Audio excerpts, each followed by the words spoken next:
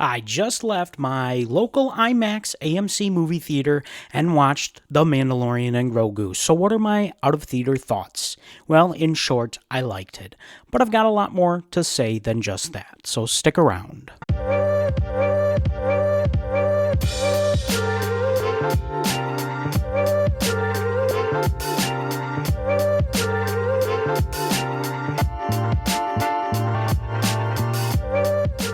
The Mandalorian and Grogu is exactly what it says it is, a space adventure of Mandalorian and Grogu.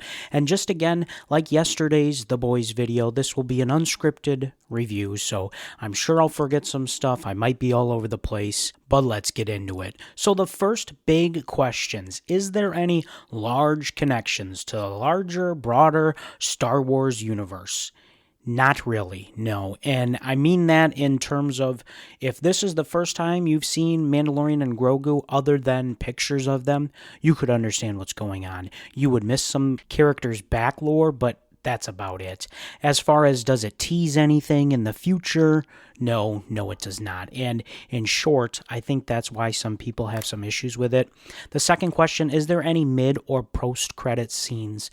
No, there is not. So if you're like me and you got a large soda and you had to go to the bathroom right away, as soon as the credits roll, get up and head to the bathroom. So let's start sharing some of my thoughts. First of all, Ludwig Göransson absolutely kills this theme. The music, everything with it is absolutely perfect. And why would it not be? Or did anyone think it wouldn't be? Ludwig is amazing. He fits Mandalorian perfectly, and the music perfectly captures that. Also, with that, I think the cast is pretty great, although it does kind of feel limited in terms of cast, because for half the movie, you're looking at the Mandalorian who doesn't have his face showing, which obviously is the point of the character and the TV show. So there's not much different there. Pedro Pascal as the Mandalorian is great. Jeremy Allen White as Rada the Hutt is great, and Sigourney Weaver as Ward is pretty great. Also Zeb, Steve Bloom, who plays him, all good stuff there. One of the biggest complaints I saw was it feels like two episodes strung together. Well, yeah, that's because that's what it is. Or people saying it just feels like the season 4 of The Mandalorian. Yes, that's because that's what it is. Basically, Disney decided, hey, we are going to hear you on all of the dislike for a wide range of Star Wars fans. There was dislike with the filler episodes. So they said, let's do away with them and let's make a movie. It also maximizes the love that fans have for Grogu. Whether that approach was right or wrong is not going to be necessarily discussed here, because personally I think they could have gone in a different direction in terms of the next theatrical release. I just said I'm not going to discuss it, and I did anyway. But for the movie itself, it is great for what it is, and it kind of ties me back to the arguments that people made with the Mario movie, where people would say that it was good for a kid's movie, there didn't need to be plot in it. And that kind of disgrades or discredits the movie, and of course good movies like Sonic, who has done a good kids movie with a good plot. But here you absolutely need to temper your expectations. This is not a grand Star Wars scale story. I think the first 15 minutes is really the most mainstream Star Wars you truly feel, and the first 15 minutes were very, very, very good. Going off my point of Disney trying to, or Lucasfilm, trying to capitalize or maximize Grogu's love, well, the cuteness overload here from Grogu is at an all-time high. He, in this movie, is probably the cutest we've seen the character as a whole for a large scale of time. And you truly love all of his adventures he gets into. You truly love every little scene he's in. It's great to watch him with the Anzellas. Not really a big spoiler because they're in the trailer. It's all great stuff. Every time Grogu is on the screen, prepare to smile. Also, again, not really a big spoiler here, but be prepared for a Dave Filoni overload in terms of his characters, right? Anyone you've seen in Star Wars Rebels, in the Clone Wars, in any of his projects, anticipate that you're going to see a lot of them. Of course, with Zeb, we get Embo, we get Rhoda the Hutt, and it's funny, when they start talking about him, it felt like a clear and intentional nod to Star Wars The Clone Wars in the fact that the picture that the Hutt twins were trying to show of Rada the Hutt was of him when he was a baby, basically in the Clone Wars, except it was made for live action. I don't think that's a negative or a positive, just especially when you watch a Dave Filoni Star Wars project, and I love Dave Filoni as much as the next guy, you know that you are going to get a lot of characters we have already seen from him, whether good or bad. That's what happens. Overall, I would say I do enjoy the movie. I think it was a very fun 2-hour special, basically, of The Mandalorian and Grogu and continuing their story. Now, I'm going to talk a little more spoilery, although honestly, there's not a lot of spoilers in this movie. The plot doesn't really go very far in terms of growing the characters as a whole versus just a couple journeys. This again struggles to build tension with Mando. There's a couple sequences. Of course, there's one later on when he gets poisoned and you play around for maybe 15 minutes and you think maybe he's gonna die. For me personally, it just doesn't build any tension.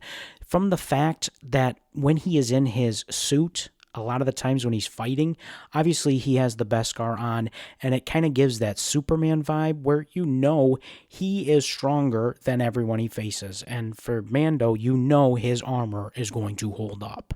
And then specifically for this movie, if you look at it outside of the lens of the movie, you know they can't kill Din Djarin because there is no one else in the movie to wrap it up. They're not going to have Zeb step in, and Bo-Katan is not in this movie. There's no Mandalorian that would step in and finish the movie for Grogu. It's one of my gripes I've had with the show as a whole because it's not a built-out cast that we see across multiple stories. It's really just Mando and Grogu. There leaves not a lot of room for error.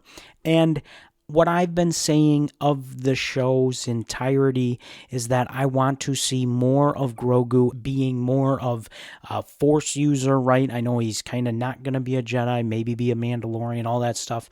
I just want to see more of him. I love the cuteness of Grogu, and I really enjoyed those scenes. And this is the closest we've gotten to him being full on, kind of capable of taking care of himself.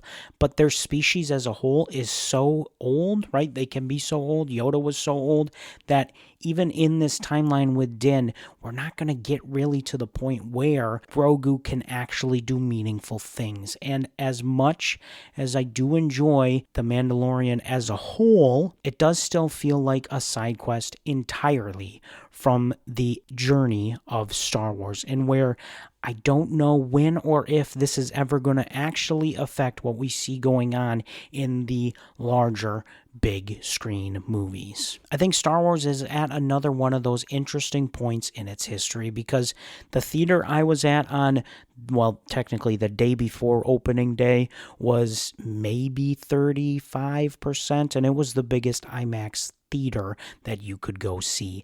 It is going to really show us if there is a true grasping at these other characters or if and what they're going to do moving forward. Of course, Dave Filoni and Jon Favreau have talked about, eventually they will talk about what the Mandoverse means moving forward, what they're going to do. I think we finally got, maybe not a release date, but a target release for Ahsoka Season 2, which has been already like 4 years since that first season came out. And at the end of the day, I think my points kind of fall in line with Jon Favreau, the director of the film, when he talked about how he just didn't quite understand why Lucasfilm launched this or greenlit this movie in the first place. And I truly believe my 2 points of getting rid of the filler episodes and maximizing the Grogu culture is why they did this movie. But at the end of the day, what I'm seeing is a lot of fans still wondering if they even needed to go see it in the first place. We're a little bit rambly here, but don't get me wrong, I do enjoy this movie. Now, where it would rank in a Star Wars movie, we'll have to do that sometime in the future.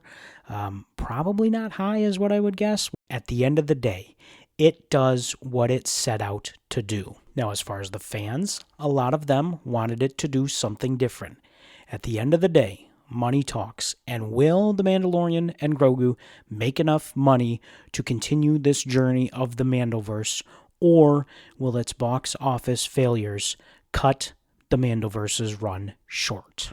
Well, that was we got to a serious point ending there. It kind of felt like Pro Football Talks, if you're a football fan, Mike Florio stuff there. Also, if you noticed here on the channel, we never actually released the third season review of The Mandalorian. That's not because I didn't write a script.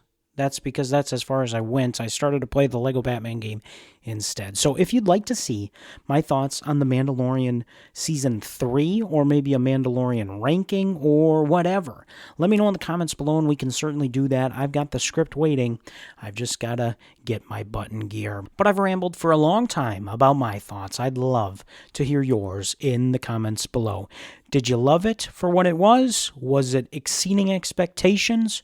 Or did early returns kind of ring true to you? Let me know in the comments below. We thank you for watching today's episode, and now that you've got some time, you can go refill that popcorn bucket.